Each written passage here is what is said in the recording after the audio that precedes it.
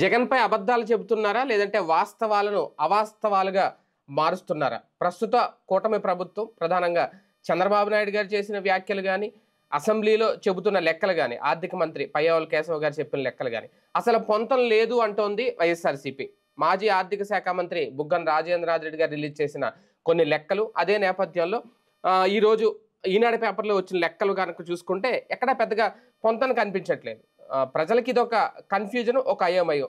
లేదు అసలు ప్రభుత్వం ఎంత ఎవరికి ఇచ్చిందో, ఎంత ఖర్చు పెట్టిందో, అది డీబీటీల ద్వారా ఖర్చు పెట్టిందా, నేరుగా క్యాష్ ఇచ్చిందా, ఈ లెక్కలు ఏంటి, ఈ కాగ్ రిపోర్ట్లు ఏంటి, ఇవన్నీ ప్రజలకి అనవసరమా? కానీ ఏదో జరుగుతోంది. దేన్నో డైవర్ట్ చేయడానికే పదే పదే పదే పదే ప్రతిరోజు కూడా జగన్ గత ప్రభుత్వ హయాంలో చేసిన అప్పుల లెక్కలు, లేదంటే అప్పుల వల్లే రాష్ట్రం నాశనం అయిపోయిందనే ప్రచారం అయితే జోరుగా సాగుతుంది. ఏది వాస్తవం, ఏది అసత్యం, ఏది అబద్ధం, ఏది నిజం, ఇదే అంశం మీద చర్చించే ప్రయత్నం చేద్దాం. సార్, నిజంగా చంద్రబాబు గారే స్వయంగా చెప్పింది 10,86,86,000 కోట్ల వరకు అప్పులు చేసేసింది గత ప్రభుత్వం, దాన్ని తీర్చడానికే లేదని. కానీ బుగ్గన రాజేంద్రనాథ్ గారు చెప్పింది 6.5 లక్షల కోట్లు మాత్రమే.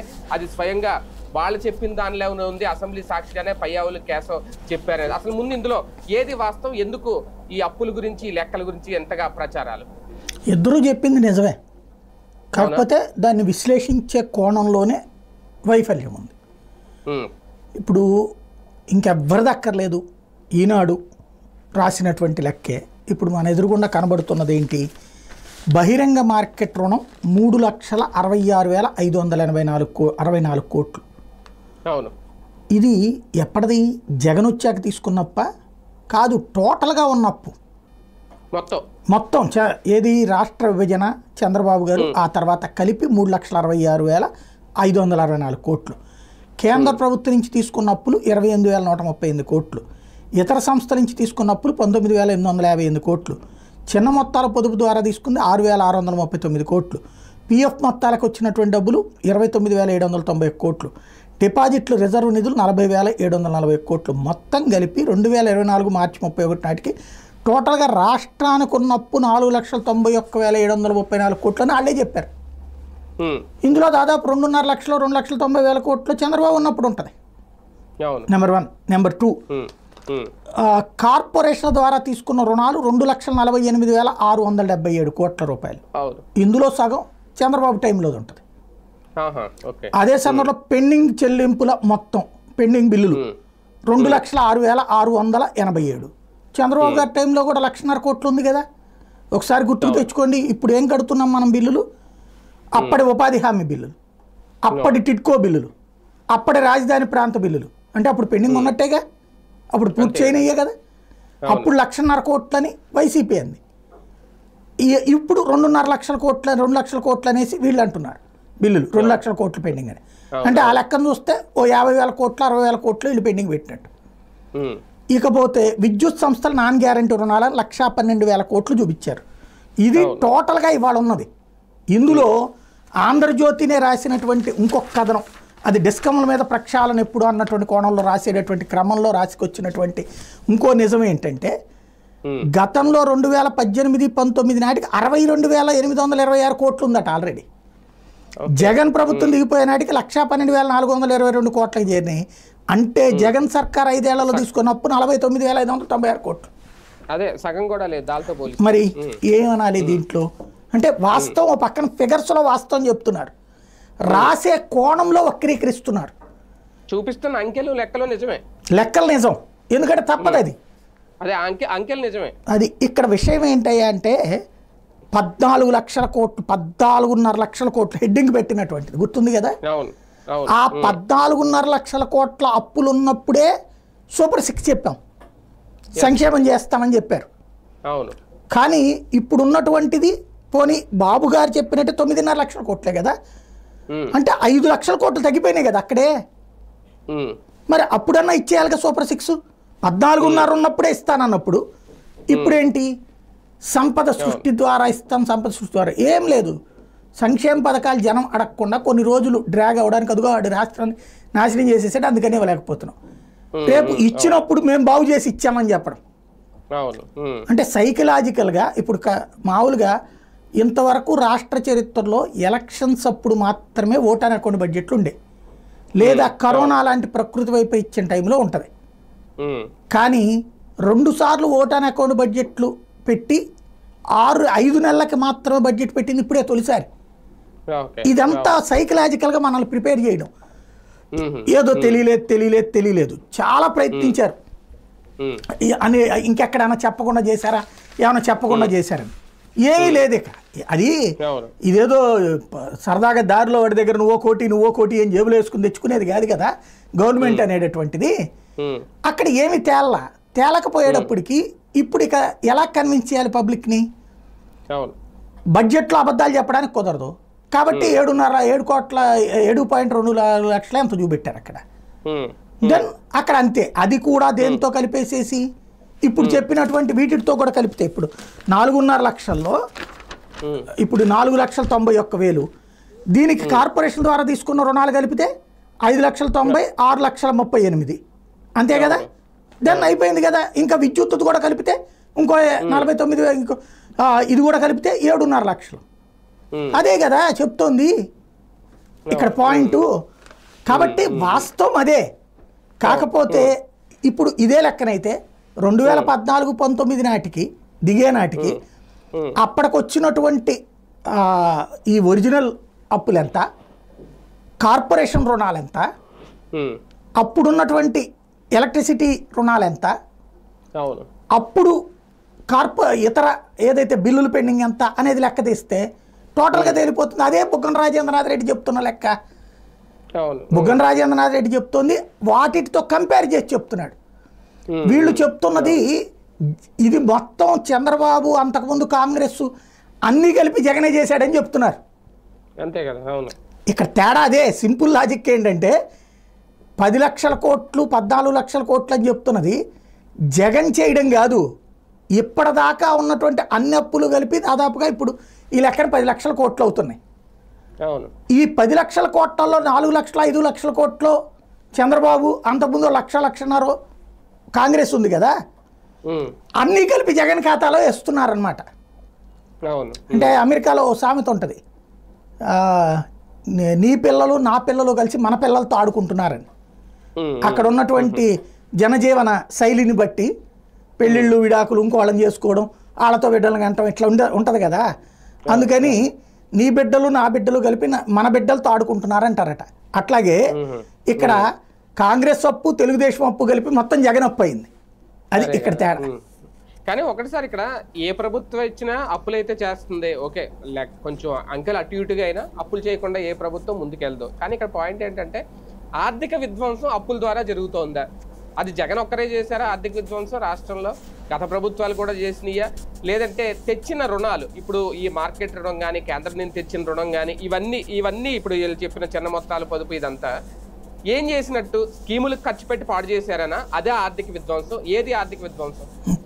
బేసిక్గా ఒకటండి, ఆర్థిక విధ్వంసం అనే పదం ఎప్పుడు వస్తుందంటే మన దగ్గర నుంచి ఏ పని జరగకపోతూ ఉంటాయి.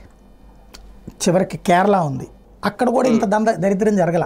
కేరళ అయితే సుప్రీంకోర్టులో కేసు వేసింది, మా వాళ్ళకి జీతాలు ఇచ్చుకోవడానికి డబ్బులు లేవు, కేంద్రంతో చెప్పి డబ్బులు ఇప్పించండి, మా ఎఫ్ఆర్బిఎం నిబంధనలు ముగిసిపోయినాయి, అంతకంటే ఎక్కువ అయిపోయింది, అందుకని మాకు కుదరలేదు అంటే కొంత ఎండయ్యా అని అడిగింది సుప్రీంకోర్టు.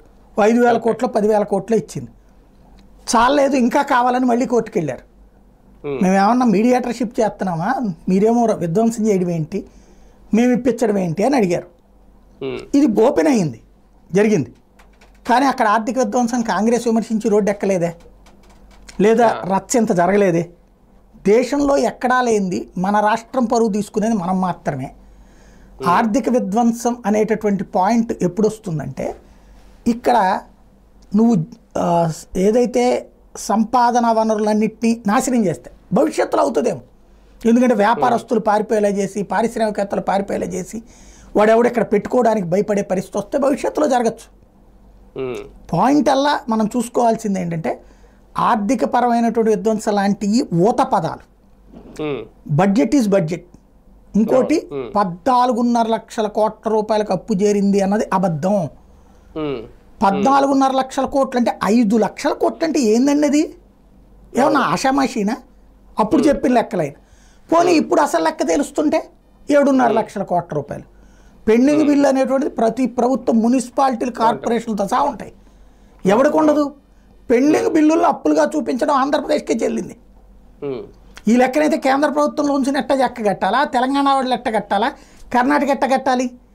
ఇక్కడ మనకేంటంటే ఓవర్ ఎంథ్యూజియాస్టిక్ థింకింగ్ ఉంది, ప్లస్ నాలెడ్జ్ ఎక్కువ ఉందని మనం భ్రమిస్తామా భావిస్తామో తెలీదు. కాబట్టి మనల్ని తొందరగా అంటే పూర్తిగా తెలిసినోడికైనా చెప్పచ్చు, తెలియనోడికైనా చెప్పచ్చు. తెలిసి తెలియనోడు మాట్లాడేదానికి ఏముండదు, రెడమతంగానే మాట్లాడతాడు. రెడమతంగా మాట్లాడేవాడి కోసం ఈ టాపిక్స్ ఇవ్వడం. రెడమతం మాట్లాడేవాడికి ఏంట్రా మీ ఇంట్లో గొడవ పడుతున్నావంటే ఏంటి, అనవసరంగా వాళ్ళ మీదకి వీళ్ళ మీదకి వెళ్తున్నావంట అంటే గనక అడవును తప్పు ఏంది, నా ఇంట్లో నా ఇష్టం అంటాడు. అలా కాకుండా అయ్యా నువ్వు గొడవ పట్టడం ఊరందరూ చూస్తున్నారయ్యా, ఇది తప్పు కదా, మీరు జాగ్రత్తగా ఉండండి అని చెప్పడం అనేది పెద్దరికపు లక్షణం. రెడమతం వాళ్ళకి అది పనిచేయదు. అవును, ఈ 4-5 నెలల్లో ప్రతిరోజు ఏదో సందర్భంలో జగన్ అప్పుల వల్ల రాష్ట్రం నాశనం అయిపోయింది, జగన్ ఎంత అప్పు చేశారు అంత అప్పు చేశారు అనేది పరిపాటిగా వచ్చేస్తుంది. ఇదంతా రాజకీయ కోణంలో చూస్తే మళ్ళీ ఇప్పుడు చెప్పడం, మొన్న కాగ్ లెక్కలు చెప్పడం, కాగ్ కూడా అదే చెప్పింది, జగన్ మొత్తం రాష్ట్రాన్ని నాశనం చేశారు. ఇవన్నీ దేని డైవర్షన్ కోసం? రాజకీయ కోణంలో ఇప్పుడు బాబు గారి ప్రభుత్వానికి ఇది దేనికి అవసరం? ఒకటి, ఈ ఏడాది సూపర్ 6లో మ్యాక్సిమం ఏమీ లేదు, ఒక గ్యాస్, అది కూడా ఒక బండే. ఏడాదికి 3 బండల్లో ఒక బండే ఇస్తున్నారు ఈ ఏడాది. మిగతాది అడగకుండా ఉండాలా? ఇప్పుడు నేను కొంతమంది మహిళలతో మాట్లాడా, నిజంగా ఇది బాగా వాళ్ళలో ఇంజెక్ట్ అయిందండో, ఇది ఆషామాషి ఏం కాదు. నేను మహిళలతో, కొంతమంది వ్యాపారులతో, వీళ్ళతో కూడా మాట్లాడినప్పుడు, ఉద్యోగులతో కూడా, కొంతమంది ప్రభుత్వ ఉద్యోగులు, టీచర్లు, వీళ్ళు ఇట్లాంటి వాళ్ళు ఉన్నారు. ఇప్పుడు మామూలుగా డిఎల్ఈ రావాలి కదా, బకాయిలు అంటుంటారు కదా ప్రభుత్వం మార్పు, ఏదో వాడిని నాశనం చేశాడని పాపం వీళ్ళేదో ఇప్పుడు మనం అడగలేము వాళ్ళని, కానీ పాపం రాష్ట్రాన్ని బాగు చేస్తున్నారు కదా టీచర్లే వాళ్ళు.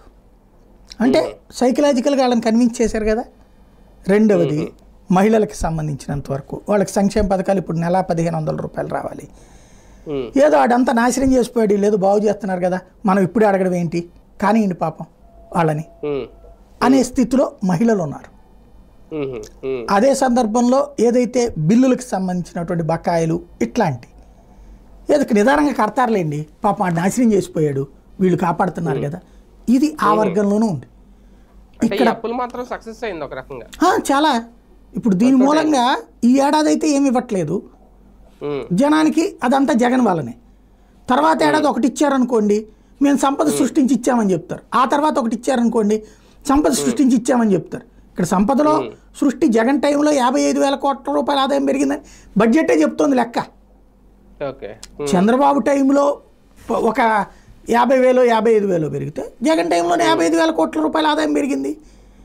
ఆదాయం పెరుగుదల అనేటటువంటిది ప్రతి ప్రభుత్వంలో జరుగుతూనే ఉంటుంది. తగ్గుదల అనేటటువంటిది కౌంట్ ఇక్కడ తగ్గలేదు. జగన్ టైంలో ఇంకా పెరిగింది. పెంచే శాతం చంద్రబాబు టైంతో పోల్చుకుంటే మాది ఎక్కువ అని వైసీపీ చెప్తుంది, వైసీపీకి మాది ఎక్కువ అని తెలుగుదేశం చెప్తుంది. ఫిగర్ పర్సంటేజ్ తెస్తే కనబడిపోతుంది అక్కడ. అందులో 2 ఏళ్ళు కరోనా టైంలో కూడా కష్టాలతో కూడా కలిపి లెక్కేసుకోవాలి కదా, ఆ 2 ఏళ్ళు తీసేయాలి లెక్క ప్రకారం. పోనీ అది కూడా కలిపితే వచ్చినప్పుడు ఉండదు కదా. అయినా కూడా 55,000 కోట్లు పెరిగింది అంటే 3 ఏళ్ల ప్రభుత్వం 55,000 కోట్లు సంపాదించి పెట్టింది. మరి ఇంకా అందులో సంపద సృష్టి లేకపోవడం ఏంటి? సంపద అనేది పెరుగుతూనే ఉంటుంది. కాకపోతే రేపు పొద్దున ఇదిగో ఇది ఇప్పుడు ఏంటి, ప్రతి వార్తలో కూడా జగన్ ఆర్థికంగా సంక్షోభం సృష్టించగా ఫ్లైఓవర్ వేయడం ఆగిపోయింది. ఇప్పుడు ఫ్లైఓవర్ వేయబోతున్నారు చంద్రబాబు గారు వచ్చాక. జగన్ సంపద అదే ఆర్థిక వ్యవస్థ అస్తవ్యస్తం చేసినటువంటి కారణంగా కరెంటుకి సంబంధించి పెద్ద సమస్యలు వస్తుంటే ఇప్పుడు రేపు పొద్దున ఇది పెట్టబోతున్నారు, ప్రీపెయిడ్ మీటర్లు. ఇంతకుముందు ఏం చెప్పారు, అవి ఏది మన దాన్ని ఏమంటారు, స్మార్ట్ మీటర్లు పగలగొట్టండి మీరు, ఎవడాడు నాశనం చేయడానికి చూస్తున్నారు, రైతులు నాశనం చేయడానికి చూస్తున్నారు, వ్యాపారాలు నాశనం చేయడానికి చూస్తున్నారు, పబ్లిక్ అనేది. ఇప్పుడు అవన్నీ ఏంటి, ఆ జగన్ నాశనం చేయడం వల్ల మేము పెట్టించాల్సి వస్తుంది తప్పట్లా. ఇలాగ ప్రతి దాంట్లో ఒకటి మౌత్ పబ్లిసిటీ, రెండవది మీడియా పబ్లిసిటీ, ఈ కాన్సెప్ట్తో నడిపేటటువంటి వ్యవహారంలో ఇది ఒక పార్ట్ అనమాట. ఇది కూడా ఈ పాయింట్ ఇప్పుడు మీరు అన్నది కూడా సైలెంట్ బాధుడు అనేది సైలెంట్ గా మొదలైపోయింది. ఎందుకంటే మన గుంటూరులోనే చాలా చోట్ల నేను చూశాను, ఈ కమర్షియల్స్ స్మార్ట్ మీటర్స్ అనేది ఆల్రెడీ వేసేసారు సార్, బిగించేసేసారు, ఆల్రెడీ రన్నింగ్ లోకి వచ్చేసి చాలా వరకు మారుస్తున్నారు. కానీ ఇది బయటికి రాలేదు. దానివల్ల ఏంటి లాభం నష్టం ప్రయోజనం అనేది కూడా ఎవరికి బయటికి రానివ్వలేదు, సైలెంట్ గా చేసుకెళ్ళిపోతున్నారు. వీటి వల్ల ఇటువంటివి కూడా డైవర్ట్ అవుతా ఉంటాయా? మీరు చూడండి, నిన్న అనుకుంటా, నిన్న సిటీ ఎడిషన్స్లో అంటే ఇదివరకు మనం మాట్లాడుకునేవాళ్ళం, చెడుని చెవిలో చెప్పు మంచిని అరిచి చెప్పు అని. అది ఇక్కడ పాటిస్తున్నారు. జగన్ టైంలోనేమో చెడుని అరిచి చెప్పారు, మంచిని చెవిలో చెప్పారు. ఇప్పుడు స్మార్ట్ మీటర్లో లోకల్ ఎడిషన్లో వచ్చినాయి. వచ్చి ఏమనో తెలుసా, స్మార్ట్ మీటర్లు వచ్చేసాయో వచ్చి అద్భుతం. ఈ టైటిల్ కూడా నాకు నవ్వొచ్చింది అనమాట. దాంట్లో వచ్చింది చూస్తే, అంటే మనం సరే మనకు అలవాటు అయిపోయింది కానీ ఈ చూసి దీంట్లో వచ్చినటువంటి టైటిల్ ఆ పదంలోనే భలే నాకు అనిపించింది. అంటే ఎట్లా కూడా ఉంటుంది, అది అద్భుతం సాగింది అన్నటువంటి కోణాన్ని ప్రొజెక్ట్ చేసుకుని వచ్చారు. ఎంతో మేలు జరిగిపోతుంది, స్మార్ట్ మీటర్లతో రాష్ట్రానికి ప్రయోజనం వస్తుంది అన్నటువంటి కోణంలో దానివల్ల జరిగే ప్రయోజనాల గురించి ఒక పెద్ద స్టోరీనే రాసేశారు. స్మార్ట్ మీటర్ల వలన ఎలాంటి ప్రయోజనాలు అన్నటువంటి కాన్సెప్ట్కి సంబంధించి ఓవరాల్గా స్మార్ట్ మీటర్లు వచ్చేసాయి అని పెట్టుకొచ్చారు.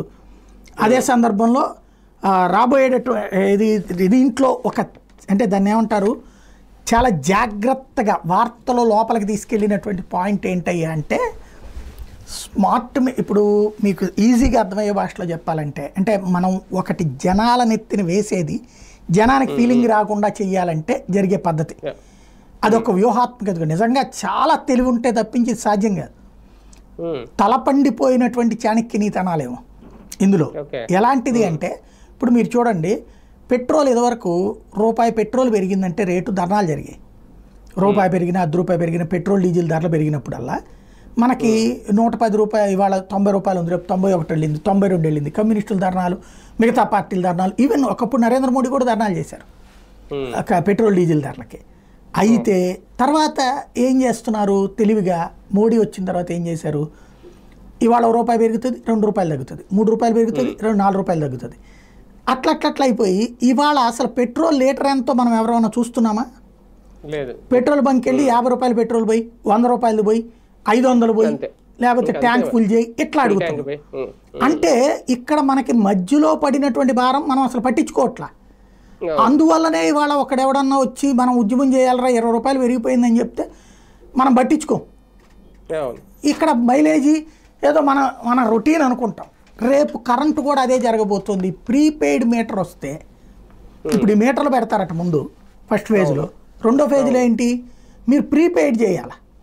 అంటే మనం ముందు కొనుక్కోవాలి. అంటే ఏంటి, ఓ ₹50 కరెంటు, ₹100 కరెంటు, ₹1000 కరెంటు, ఇది పెట్టేసేసి ప్రీపెయిడ్ చేస్తే మీకు అప్పుడు రేటు ఆ రోజున ఎట్లుందో మీకు తెలియదు. మీకు దాంట్లో రేటు పెంచేసినా తెలియదు. రేటు దాంట్లో చూపెడతారు ₹1.5 ₹2. ఇప్పుడు జిఎస్టీ మీకు తెలుసుద్దా? దాంట్లో ఇప్పుడు మీరు ఒక దాన్ని ఏమంటారు, ఇన్సూరెన్స్ పాలసీ తీసుకున్నాను అనుకోండి, ₹1,00,000 ఇన్సూరెన్స్ అంటాడు, మీరు ఓకే అంటారు. వాడు ₹1,04,500 క్యాన్సిల్ చేస్తాడు, ఇదే మీ దగ్గర నుంచి వసూలు చేస్తాడు. అదేంటంటే 4,500 జిఎస్టీ అంటారు.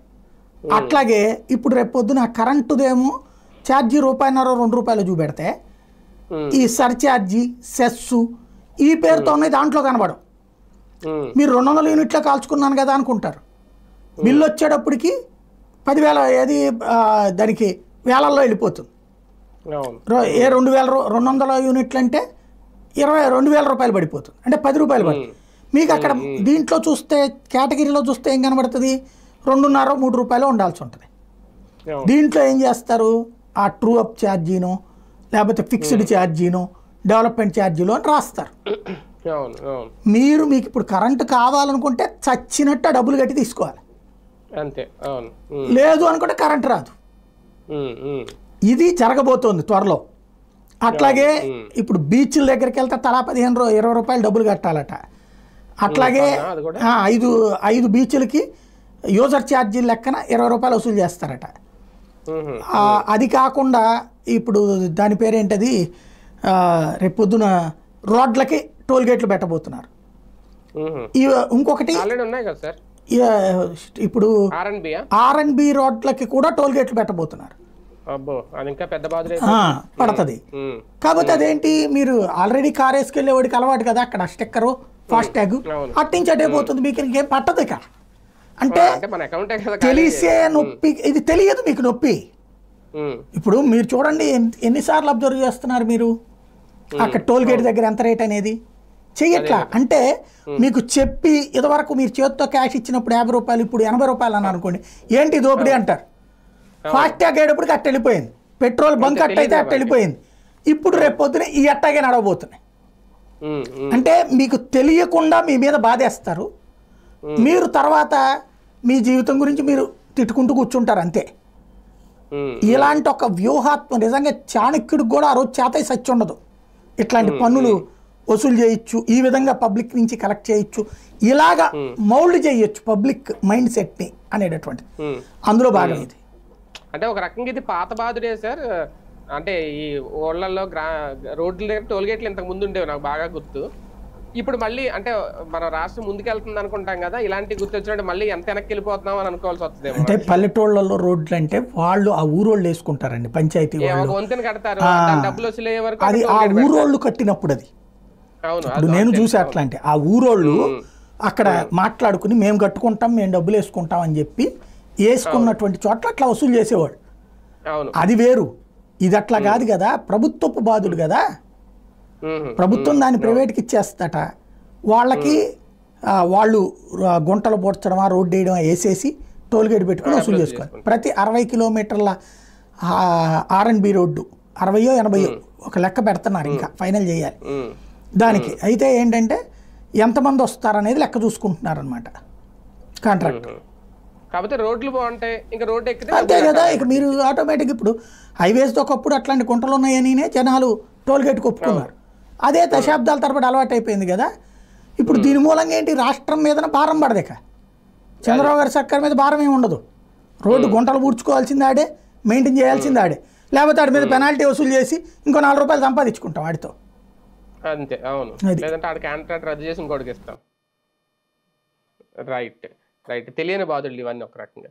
రైట్, చూద్దాం. మొత్తానికి ఒక పక్క ఈ అప్పుల గోల గత కొద్ది రోజులుగా, ఇప్పుడు మరి ఇద్దరు ఒక రకంగా ఫైట్ చేసుకుంటున్నారని చెప్పాలి. ఎవరు తక్కువ అప్పు చేశారు, ఎవరు ఎక్కువ అప్పు చేశారు, దానికి సంబంధించి కూడా లెక్కలు కూడా తీసుకొచ్చారు బయటికి బుగ్గన రాజేంద్ర రెడ్డి గారు. కానీ ప్రజలు ఇవన్నీ ఎంతవరకు చర్చించుకుంటారు, దీని ఆధారంగా రేపొద్దున గెలిపోవటంలు కానీ, లేదంటే బాబు గారి ప్రభుత్వం మీద వచ్చే పాజిటివిటీ, అదే జగన్ మీద వ్యతిరేకత ఇంకా పెరుగుతుందా, అందులో సక్సెస్ అవుద్దా ప్రస్తుత ప్రభుత్వం, వేచి చూద్దాం.